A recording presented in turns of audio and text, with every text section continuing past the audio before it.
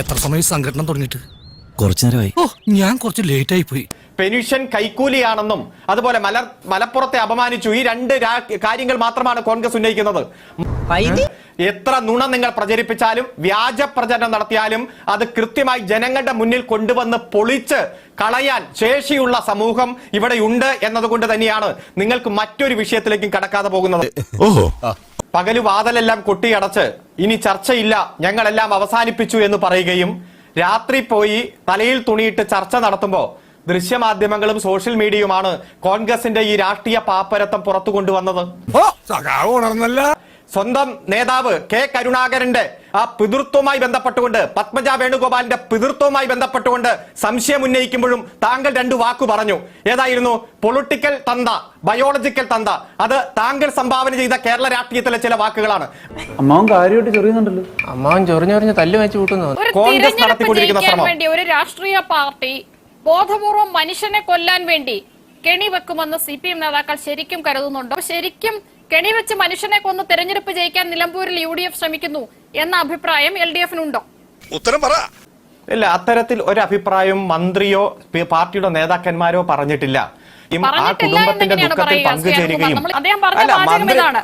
അതിന്റെ ഗുണഭോക്താക്കൾ ആരാണെന്ന് അറിയാമല്ലോ. ആ ഗുണഭോക്താവിന്റെ താല്പര്യം സംരക്ഷിക്കാൻ ആരെങ്കിലും ചെയ്തതാണോ എന്ന സംശയമുണ്ട് എന്ന് തന്നെയാണ് മന്ത്രി പറഞ്ഞത്. അങ്ങനെ വരാൻ വഴിയില്ലല്ലോ. പക്ഷെ അങ്ങനെ വന്നല്ലോ. നിലമ്പൂരിലെ തെരഞ്ഞെടുപ്പുമായി ബന്ധപ്പെട്ടുകൊണ്ട് വീണ് കിട്ടിയ ഒരു അവസരമായി ഉപയോഗപ്പെടുത്തിയതാണോ, അവസരം ഉണ്ടാക്കിയതാണോ എന്നൊരു സംശയമുണ്ട്. ആർക്കും മന്ത്രിക്ക് സംശയിക്കാൻ പാടില്ലേ? മന്ത്രിക്ക് സ്വാഭാവികമായിട്ടും സംശയിക്കാം. നീ എവിടെയെങ്കിലും ഉറച്ചു നിൽക്കണം. ഒരു മാസം മുമ്പ് ഇതേ പ്രദേശത്ത് ഒരു കോൺഗ്രസ് പ്രവർത്തകൻ മരിച്ചിരുന്നു. എന്നിട്ട് അവിടെ ഒരു കോൺഗ്രസ്സുകാരും തിരിഞ്ഞു നോക്കിയില്ല, ഒരു റോഡും ഉപരോധിച്ചില്ല, ഒരു സമരകോലാഹലം ഉണ്ടായിരുന്നില്ല, ഒരു സ്റ്റേറ്റ് സ്പോൺസേഡ് മർഡറും ആയിരുന്നില്ല. കാരണം അന്ന് ഉപതെരഞ്ഞെടുപ്പില്ല. നിന്റെ ബുദ്ധി വിമാനമാണല്ലോ. ഉപതെരഞ്ഞെടുപ്പ് വരുമ്പോഴാണ് അത് സ്റ്റേറ്റ് സ്പോൺസർ. എന്തായിരുന്നു ഇവരുടെ മുഖഭാവം, ശരീരഭാഷ, എന്താ ആക്രമണമായിരുന്നു ഗവൺമെന്റിനെതിരെ. ഇത്തരം സംഭവങ്ങൾ ഉണ്ടാകുമ്പോൾ പ്രതിഷേധങ്ങൾ ഉണ്ടാവുക സ്വാഭാവികമാണ്. വന്യമൃഗ ആക്രമണമൊക്കെ ഉണ്ടായപ്പോൾ നമുക്കറിയാം, മൃതദേഹം പോലും എടുക്കാൻ അനുവദിക്കാതെ ജനങ്ങൾ പ്രതിഷേധിച്ചിട്ടുള്ള സാഹചര്യമുണ്ട്. പക്ഷെ ആ പ്രതിഷേധത്തെ ഒരു തിരഞ്ഞെടുപ്പുമായി കൂട്ടിക്കെട്ടേണ്ട ആവശ്യം സർക്കാരിനുണ്ടോ? ജനാധിപത്യത്തിൽ പ്രതിഷേധം അനുവദിക്കണം എന്ന് നിരന്തരം ആവശ്യപ്പെടുന്ന പാർട്ടിയല്ലേ CPM? സ്വാഭാവികമായിട്ട് പ്രതികരണം ഉണ്ടാകുന്നത് പോലെയല്ല ഇത്. രാത്രികാലങ്ങളിൽ റോഡ് ഉപരോധിച്ച് കേന്ദ്രീകരിച്ചത് മുഴുവൻ വനം വകുപ്പ് പ്രതി, ഗവൺമെന്റ് പ്രതി, KSB പ്രതി എന്ന രൂപത്തിൽ സ്റ്റേറ്റ് സ്പോൺസേഡ് മർഡർ എന്ന രൂപത്തിൽ തന്നെയാണ്. അതിനൊന്നും ഇല്ലേ? BJPയുടെ പ്രതിനിധി പറഞ്ഞല്ലോ, ഇത്തരത്തിലുള്ള പന്നികളെ വെടിവെക്കാൻ പഞ്ചായത്തുകൾക്ക് അധികാരമുണ്ട്. എന്തുകൊണ്ട് കേരളത്തിൽ ഭരിക്കുന്ന പഞ്ചായത്തുകൾ, വന്യജീവി സംഘർഷമുള്ള പഞ്ചായത്തുകളിൽ ഇത്തരം പന്നികളെ വെടിവെക്കാൻ കോൺഗ്രസ് ഭരിക്കുന്ന പഞ്ചായത്ത് തയ്യാറാകുന്നില്ല? അതാ നിന്റെ വിഷമം. ഇന്ന് കേന്ദ്രത്തിന്റെ ഒരു തീരുമാനം വന്നിട്ടുണ്ട്. ക്ഷുദ്രജീവിയായി പ്രഖ്യാപിക്കണം പന്നിയെ, ഷെഡ്യൂൾ 2-ൽ നിന്ന് ക്ഷുദ്രജീവിയായി പ്രഖ്യാപിക്കണം എന്നുള്ള നിരന്തരമായിട്ടുള്ള ആവശ്യം, 4ാമത്തെ ആവശ്യമാണ് കേരളത്തിന്റെ ആവശ്യം. ഇന്നും കേന്ദ്രം തള്ളിയത്. അതേ സമയത്തോ ഹിമാചൽ പ്രദേശിൽ കുരങ്ങും പന്നിയും ക്ഷുദ്രജീവിയായി ഇതേ കേന്ദ്ര ഗവൺമെന്റ് പ്രഖ്യാപിച്ചു. ഈ അറിവ് എവിടെ നിന്ന് കിട്ടി? പത്രത്തിൽ നിന്ന് അടിച്ചു മാറ്റിയതാ. കേരളത്തിൽ കാട്ടുപന്നിയെ വെടിവെച്ചു കൊല്ലാൻ എന്തെങ്കിലും തടസ്സമുണ്ടോ? നിങ്ങളുടെ കഴിവുകേടിന് നിങ്ങൾക്ക് പണം കൊടുക്കാൻ നിങ്ങളുടെ കയ്യിൽ പണമില്ലാത്തത് കൊണ്ട് എന്തിനാ കേന്ദ്രത്തെ പണി പറയാൻ നിൽക്കുന്നത്, ജനങ്ങളെ തെറ്റിദ്ധരിപ്പിക്കുന്നത്? നാണാവില്ലോടോ എനിക്ക്. നല്ല ആരോഗ്യമുണ്ടല്ലോ, പണിയെടുത്ത് ജീവിച്ചു. വന്യജീവികളുടെ ആക്രമണത്തെയും കടന്നുകയറ്റത്തെയും തടയാൻ വേണ്ടി ഗവൺമെന്റ് ചെയ്യേണ്ടതായിട്ടുള്ള കാര്യങ്ങളുണ്ട്. അത് ചെയ്യുന്നതിൽ ഒരു സംസ്ഥാന സർക്കാർ പരാജയപ്പെട്ടതാണ്. ഒരു സംസ്ഥാന സർക്കാരിന്റെ അലംഭാവമാണ് ഇത്തരത്തിലുള്ള സംഭവങ്ങൾ ഉണ്ടാകാൻ കാരണം എന്നാണ് ഞാൻ ഈ അവസരത്തിൽ സൂചിപ്പിക്കാൻ ഉദ്ദേശിക്കുന്നത്. ഇതൊരു നടക്ക് പോണ മാതിരില്ല. വന്യജീവികളുടെ ഒറ്റപ്പെട്ട ഏതെങ്കിലും സംഭവം മറ്റുള്ള സംസ്ഥാനങ്ങൾ നടക്കുന്നതല്ലാതെ കൂട്ടത്തോടെ കേരളത്തിൽ ഉണ്ടാകുന്നത് പോലെ എന്തുകൊണ്ട് മറ്റുള്ള സംസ്ഥാനങ്ങളിലൊന്നും തന്നെ ഇതുപോലെ വന്യജീവികൾ നാട്ടിലിറങ്ങുന്നില്ല, ജനങ്ങളെ ഉപദ്രവിക്കുന്നില്ല, ജനങ്ങളെ പിടിച്ചുകൊണ്ടു പോകുന്നില്ല? അവിടെയാണ് സംസ്ഥാന സർക്കാർ, കേരള സർക്കാരിന്റെ പരാജയം. ആ പരാജയം LDF-ന്റെ പ്രതിനിധിയും അതിന് നേതൃത്വം കൊടുക്കുന്ന മന്ത്രി ഉൾപ്പെടെയുള്ളവർ സമ്മതിച്ചേ മതിയാവുകയുള്ളൂ. ഒരു പന്നിയെ വെടിവെച്ച് കൊന്നു കഴിഞ്ഞാൽ 2000 രൂപ അതിന് കൊടുക്കണം, അതിനെ സംസ്കരിക്കാനൊക്കെ ആയിട്ട് ചിലവാക്കണം. അത് കൊടുക്കാൻ സംസ്ഥാന സർക്കാരിനില്ല. വളരെ മോശം. കഴിഞ്ഞ 10 വർഷമായി സംസ്ഥാന സർക്കാർ വന്യജീവികളെ വനത്തിനുള്ളിൽ തന്നെ നിലനിർത്തുന്നതിന് വേണ്ടി ചെലവഴിച്ചിട്ടുള്ള പണം, അതിൽ കേന്ദ്രത്തിന്റെ വിഹിതം എത്രയായിരുന്നു? നിങ്ങൾ അതിന് എത്ര ചെലവഴിച്ചിട്ടുണ്ട്? അത് നിങ്ങൾക്ക് പുറത്തുവിടാമോ? എണീറ്റ് വരണ്ടേയിരുന്നു. ഈ കേന്ദ്രത്തിൽ നിന്നും കിട്ടുന്ന ഈ പണമൊക്കെ തന്നെ വകമാറ്റി ചെലവഴിച്ചുകൊണ്ട് നിരുത്തരവാദപരമായിട്ട് കേരളത്തിലെ സർക്കാർ പെരുമാറുന്നത് കൊണ്ടല്ലേ ഈ സംഭവങ്ങൾ ആവർത്തിക്കുന്നത്. കാര്യമത് സത്യമാണെങ്കിലും എനിക്ക് അംഗീകരിച്ചു കൊടുക്കാൻ പറ്റുമോ? നോക്കൂ, ഇവിടെ ഈ പന്നിക്കണി അനധികൃതമായി KSEB-യിൽ നിന്ന് വൈദ്യുതി ലൈൻ വലിച്ച് പന്നിക്കണി വെച്ചിരിക്കുന്നു. ഇതെന്തുകൊണ്ടാണ് KSEB-യോ വനം വകുപ്പോ അറിയാതെ പോയത്? ഒരു പ്രത്യേക ലക്ഷ്യത്തിന് വേണ്ടി ആരെയും കാണാതെ മോഷണം നടത്തി ചെയ്യുന്ന പ്രവൃത്തി തന്നെയാണ്. ഇദ്ദേഹം ഇതിനു മുമ്പും ഇത്തരത്തിൽ ചെയ്തിട്ടുണ്ട് എന്ന് അദ്ദേഹത്തിന്റെ തന്നെ മൊഴിയിൽ നിന്ന് പുറത്തു വരുന്നതുകൊണ്ട് മറ്റാരും കാണാതെ ചെയ്യുന്ന പ്രവൃത്തിയായതുകൊണ്ടാണ് ഈ കുട്ടികൾ പോലും അത് കാണാതെ വെള്ളത്തിലേക്ക് ഇറങ്ങുന്ന സാഹചര്യം ഉണ്ടായത്. ശ്രീ അരുൺകുമാർ, സർക്കാർ തന്നെ വ്യക്തമാക്കിയിട്ടുള്ളതനുസരിച്ച് ഈ തരത്തിൽ അനധികൃതമായി കെണികൾ വെക്കുന്നവർക്കെതിരെ കർശന നടപടി ഉണ്ടാകും. അതിന് വനം വകുപ്പും KSEB-യും പഞ്ചായത്തും ഏകോപിച്ചുള്ള നടപടി ഉണ്ടാകുമെന്ന് സർക്കാർ എത്രയോ വർഷങ്ങൾക്ക് മുമ്പേ വ്യക്തമാക്കിയിട്ടുണ്ട്. ശ്രീ അരുൺകുമാർ, ഒരു തോട്ടി ഉപയോഗിച്ചുകൊണ്ട് ആരും കാണാതെ ഇരുട്ടിന്റെ മറവിലും മറ്റും, അതും മറ്റു ജനവാസ കേന്ദ്രങ്ങൾ അല്ലാത്ത മേഖലയിൽ വൈദ്യുതി ലൈനിലേക്ക് ടച്ച് ചെയ്തിട്ട് വൈദ്യുതി മോഷണം നടത്തി അത് ജലപാതയിലേക്ക് വെള്ളം ഒഴുകുന്ന സ്ഥലത്തേക്ക് വച്ച് ആ വെള്ളം കുടിക്കാൻ വരുന്ന ഇത്തരത്തിലുള്ള ജീവികളെ കൊലപ്പെടുത്താൻ വേണ്ടി തന്ത്രപൂർവ്വം ചെയ്യുന്ന പ്രവൃത്തിയാണ്. ഏതെങ്കിലും ഇത്തരത്തിലുള്ള പ്രവൃത്തി കണ്ടാലാണ് അവർക്ക് നടപടിയെടുക്കാൻ കഴിയുക. അല്ലെങ്കിൽ ഏതെങ്കിലും ഒരു ആരോപണം കിട്ടി തെളിവുകളുടെ അകമ്പടി വേണം. കാണണമല്ലോ, ഈ അതിർത്തി മേഖലകളുടെ സംരക്ഷണമാണല്ലോ ഇവരുടെ ഉത്തരവാദിത്വം. മാത്രമല്ല, പരിക്കേറ്റ് കിടക്കുന്ന കുട്ടിയുടെ അമ്മ തന്നെ പറഞ്ഞിട്ടുണ്ട് പരാതിപ്പെട്ടിട്ട് നടപടി ഉണ്ടായില്ല എന്ന്. ഇങ്ങനെ പോയാൽ സംഗതി കുഴയും. ഇതേ സ്ഥലത്ത് ഇതേ രീതിയിൽ മറ്റൊരു വ്യക്തി മരിച്ചിട്ട് അന്ന് കോൺഗ്രസ് നേതാക്കൾ ആരും തിരിഞ്ഞു കയറിയില്ല എന്നാണ് ആക്ഷേപം. ഇപ്പോൾ തിരഞ്ഞെടുപ്പ് വന്നതുകൊണ്ട് നിങ്ങൾ കണ്ണീരുമായി അവിടെ പോയി ഇതിനെ വിഷയമാക്കാൻ ശ്രമിക്കുന്നു. പിന്നെ തുടങ്ങിയേക്കാം. ഇവിടെ ഈ ഇടതുപക്ഷത്തിന്റെ പ്രതിനിധി അദ്ദേഹത്തിന്റെ ഈ അസത്യമായ വ്യാജ പ്രചരണങ്ങൾ അദ്ദേഹത്തിൻ്റെതായ മാധ്യമങ്ങൾ ഉപയോഗിച്ചുകൊണ്ട് CPM സൈബർ ഇടങ്ങളിൽ ബഹിരിക്കുവാൻ വേണ്ടിയിട്ട് പറയുന്ന പച്ചക്കള്ളങ്ങളാണ്. ശ്രീ ശശീന്ദ്രനും ഈ മാന്യ അദ്ദേഹവും ഒക്കെ വാ തുറക്കുന്നത് തന്നെ കള്ളം പറയാൻ വേണ്ടിയിട്ടാണെങ്കിൽ നമുക്ക് എന്ത് ചെയ്യാൻ പറ്റും? ഇദ്ദേഹം ചോദിച്ച ഏറ്റവും പ്രധാനപ്പെട്ട ചോദ്യം എന്താണ്? ഈ പഞ്ചായത്ത് പന്നികളെ വെടിവെച്ചിട്ടുണ്ടോ? ഉണ്ടല്ലോ. 129 പന്നികളെ ഈ പഞ്ചായത്ത് വെടിവെച്ചിട്ടുണ്ടല്ലോ. ഇനി ഈ സംഭവം നടക്കുന്ന അതേ വാർഡിൽ 24 വെടികൾ വെച്ചിട്ടുണ്ടല്ലോ. അപ്പൊ അതൊന്നും അറിഞ്ഞിട്ടില്ലേ?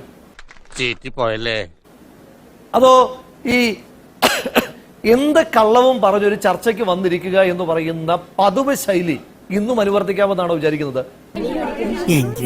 അപ്പൊ ഇതൊക്കെ നമ്മുടെ മുന്നിൽ ഡാറ്റയായി നമ്മുടെ മുന്നിൽ നിൽക്കുമ്പോൾ പോലും നിയമസഭ പട്ടാപ്പകൽ ലോകത്തുള്ള മുഴുവൻ മാധ്യമങ്ങളും കാണുക തല്ലിപ്പൊളിച്ചിട്ട് അങ്ങനെ ഒരു സംഭവമേ ഉണ്ടായിട്ടില്ല എന്ന് പറയാൻ ഒരു മടിയുമില്ലാത്ത കള്ളന്മാർ, കാട്ടുകള്ളന്മാർ, അവരുമായിട്ടൊക്കെ ചർച്ച ചെയ്യുമ്പോൾ നമുക്ക് എങ്ങനെ എന്ത് പറയാൻ കഴിയും? ശ്രീമതി നിഷ, ഇങ്ങനെ നാറാനൊരു ചങ്കൂറ്റം വേണം കേട്ടാ. പിന്നെ അദ്ദേഹം എന്തോ പറയുന്നത് കേട്ടു, രാത്രിയിൽ തലയിൽ തോർത്തിട്ടുകൊണ്ട് ഞാൻ പോയി എന്ന്. അല്ലടാ, എന്റെ ഭയ ഞാനൊന്നും പറഞ്ഞിട്ടില്ല. മുതലാളി ഒരു പ്രാവശ്യം പറഞ്ഞിട്ടുണ്ട് ബോട്ടിൽ വെച്ചേ. മുതലാളി മറന്നുപോയതാ. ഞാൻ ശ്രീ PV അൻവറിന്റെ വീട്ടിൽ പോയതാണ് അദ്ദേഹം ഉദ്ദേശിച്ചെങ്കിൽ ഞാൻ ഒരു തോർത്തും ഇട്ടിട്ടില്ല. അവിടെ കുറെ ആളുകൾ നിൽക്കുമ്പോൾ തന്നെയാണ് പോയത്. നിനക്ക് വല്ല പ്രാന്തണ്ട ഈ ഊളകളോട് വർത്താനം പറയാം. പിന്നെ PV അൻവറിന്റെ വീട്ടിൽ പോകുമ്പോൾ തലയിൽ തോർത്തിടണമെന്ന് നിയമമുള്ളത് അത് CPM-കാർക്കായിരിക്കും. നിങ്ങൾ പോയ ശീലത്തിന്റെ പേരിലായിരിക്കും. അത് പിണറായി വിജയൻ മുൻപ് പോയിട്ടുണ്ടല്ലോ. പിണറായി വിജയനൊക്കെ പോകുമ്പോഴായിരിക്കും അവിടെ തലയിൽ തോർത്തിട്ട് കൊണ്ടുപോകുന്നത്. വല്ല കാര്യമുണ്ടോ? എന്തിനാണ് ഇങ്ങനെ ഇല്ലാന്ന്? എന്തുകൊണ്ടാണ് ഈ വൈദ്യുതി കമ്പിയൊക്കെ ഇങ്ങനെ കൊണ്ടുവന്നിടുന്നത്? അതായത് അവിടേക്ക് കാട്ടുമൃഗങ്ങൾ എത്തുമെന്ന് ഉറപ്പിന്മേലാണ്. ആ കാട്ടുമൃഗങ്ങൾ നാട്ടിലേക്ക് എത്തുന്നത് തടയുവാനായിട്ടുള്ള എന്ത് ശ്രമകരമായ ഉദ്യമമാണ് ഈ സർക്കാർ നടത്തിയിട്ടുള്ളത്? അതിപ്പോ അങ്ങനെയൊന്നുമില്ല. പറയട നാട്ടുകാരോട്. എല്ലാ ബഡ്ജറ്റിലും കേട്ടുകേൾവില്ലാത്ത കോടാനുകോടി രൂപ പ്രഖ്യാപിക്കാറുണ്ട്. എക്സ്പെൻഡിച്ചർ എടുത്തിട്ട് അങ്ങൊരു അഭിഭാഷകൻ കൂടിയാണല്ലോ. ഇടയ്ക്കൊക്കെ എക്സ്പെൻഡിച്ചർ എടുത്തിട്ട് കൂടി നോക്കണം. ആ പണമൊന്നും ചെലവഴിക്കപ്പെടാറില്ല. ഈ കാട്ടിനകത്ത് കോടിക്കണക്കിന് രൂപ മുടക്കി നിങ്ങൾ വാട്ടർ റിസർവേഴ്സ് ഉണ്ടാക്കി വെച്ചിട്ടുണ്ട്. അതിനകത്ത് കഴിഞ്ഞ സാമ്പത്തിക വർഷം വെള്ളം റീഫിൽ ചെയ്യാനുള്ള പണം പോലും നിങ്ങൾ മാറ്റി വെച്ചിട്ടില്ല എന്ന് പറയുമ്പോൾ നിങ്ങൾ എന്ത് ശ്രമമാണ് നടത്തിയിട്ടുള്ളത്? മോനെ സാർ ചോദിച്ചു ഉത്തരം കൊടുക്ക്. അപ്പൊ നിങ്ങളൊരു തികഞ്ഞ പരാജയമായതുകൊണ്ടാണ് ഈ കാട്ടാനയും കാട്ടുപോത്തും കാട്ടുപന്നിയും തൊട്ട് മുഴുവൻ ആളുകളും നാട്ടിലേക്ക് ഇറങ്ങുന്നതും ആ കാട്ടുമൃഗങ്ങളെക്കാൾ നിന്ദ്യവും നീചവുമായ വാക്കുകളുമായി നമ്മുടെ വനമന്ത്രി ഇങ്ങനെ സംസാരിക്കുകയും ചെയ്യുന്ന സാഹചര്യമാണ് കേരളത്തിലുള്ളത്. 100% ഞാൻ യോജിക്കുന്നു. KSEB-ക്ക് ആന്റി തെഫ്റ്റ് സ്ക്വാഡ് ഉണ്ടല്ലോ. ആ ആന്റി തെഫ്റ്റ് സ്ക്വാഡിന് ഈ അമ്മയടക്കമുള്ള ആളുകൾ, ആ പ്രദേശവാസികൾ പറഞ്ഞ പരാതി നിങ്ങൾ കൈമാറിയിട്ടുണ്ടോ? അതിന് പുറത്ത് ഏതെങ്കിലും തരത്തിലുള്ള അന്വേഷണം നടത്തിയിട്ടുണ്ടോ? ഇത് വടി കൊടുത്ത് അടി വാങ്ങുന്ന പരിപാടിയാണല്ലോ ബാബു. ഇപ്പോഴും അദ്ദേഹം ആവർത്തിച്ചല്ലോ കോൺഗ്രസ്സുകാരനാണെന്ന്. ഡിജിറ്റൽ പ്ലാറ്റ്ഫോമുകൾ ഇത്രയും അവൈലബിൾ ആയ സാഹചര്യത്തിൽ ഞാൻ ചോദിക്കുന്നു, നിങ്ങൾ എന്ത് തെളിവിന്റെ അടിസ്ഥാനത്തിലാണ് അയാൾ കോൺഗ്രസ്സുകാരനാണെന്ന് പറയുന്നത്? അയാൾ പിടിക്കപ്പെട്ടയാൾ കോൺഗ്രസ്സുകാരനാണെന്ന് പറയുന്നതിന്റെ ഏതെങ്കിലും തെളിവ് അങ്ങേക്ക് ഇവിടെ അവതരിപ്പിക്കാനായിട്ടുണ്ടോ? ഒരു കൊച്ചുകുട്ടി കൊല്ലപ്പെട്ടിട്ട് കിടക്കുമ്പോ ഇങ്ങനെ ഒരു മര്യാദയുമില്ലാതെ നിങ്ങളുടെ വീഴ്ചയെ മറയ്ക്കുവാൻ വേണ്ടി പച്ചയ്ക്ക് കള്ളം പറയുവാൻ ഒരു മനസ്സ് കാണിക്കുന്ന അങ്ങയുടെ ഈ നീചമായ മനസ്സുണ്ടല്ലോ, ആ മനസ്സ് ശശീന്ദ്രന്റെ മനസ്സിലേക്ക് എത്താൻ ഒരുപാട് കാലമൊന്നും വേണ്ട. വെറും പറയാ. ഇതിനകത്ത് ഞങ്ങൾ പ്രതിഷേധിച്ചു പോലും. ഞങ്ങൾ പിന്നെ പ്രതിഷേധിക്കേണ്ട നിഷ, ഞങ്ങൾ എന്തുകൊണ്ട് പ്രതിഷേധിക്കാതിരിക്കണം?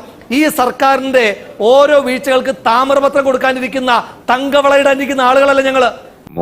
ഒരൊറ്റ പൊട്ടിക്കലെന്നുണ്ടല്ലോ.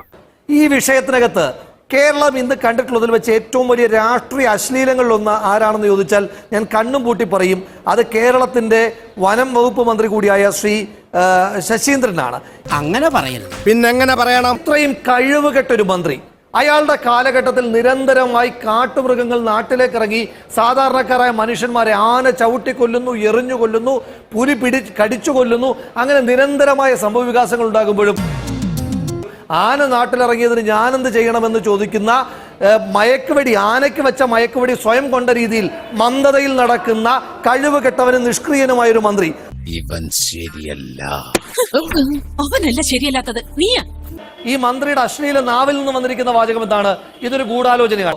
ഈ ഫെൻസിംഗ് കൊണ്ടുവന്ന് കെട്ടിയ കൊച്ചുകുട്ടി അവിടേക്ക് എത്തി കൊലപ്പെടുത്തിയത് പ്രതിപക്ഷമാണ് എന്ന ദുസ്സൂചനയല്ലേ ഈ അശ്ലീലമായ മന്ത്രി അയാളുടെ മലിനമായ നാക്കുകൊണ്ട്, മലീമസമായ വാക്കുകൾ ഉപയോഗിച്ചുകൊണ്ട് പറഞ്ഞിരിക്കുന്നത്?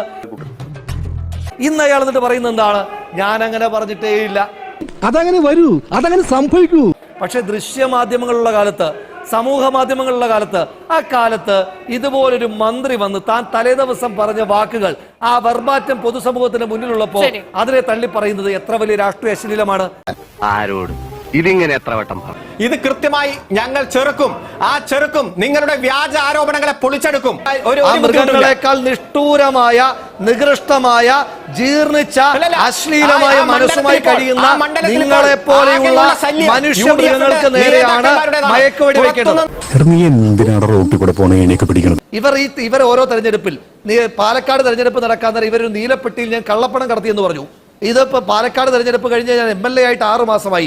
എന്റെ പേരിൽ ഒരു FIR പോലും രജിസ്റ്റർ ചെയ്യപ്പെട്ടിട്ടില്ല. ഞാൻ പോയിട്ട് പിന്നീട് എന്തെങ്കിലും വരാം. വടകര തെരഞ്ഞെടുപ്പ് കഴിഞ്ഞപ്പോ, വടകര തെരഞ്ഞെടുപ്പ് നടക്കുന്ന സമയത്ത് ഇവർ പറഞ്ഞ എന്താണ്? ഒരു വ്യാജ കാഫിർ സ്ക്രീൻഷോട്ടിനെ പറ്റി പറഞ്ഞു. ഈ ഷാഫി പറമ്പിൽ മതം പറഞ്ഞു, വർഗീയത പറഞ്ഞു വോട്ട് പിടിക്കുന്നു എന്ന് പറയുന്നു. ആ ഷാഫി പറമ്പിലെ തെരഞ്ഞെടുപ്പ് കഴിഞ്ഞിട്ട് 1 വർഷമായി. ഇന്നത്തെ ദിവസം വരെ ആ ഷാഫി പറമ്പിലെതിരായിട്ട് ഒരു FIR പോലും എടുത്തിട്ടില്ല. എന്താ ഉറക്കം വരുന്നു?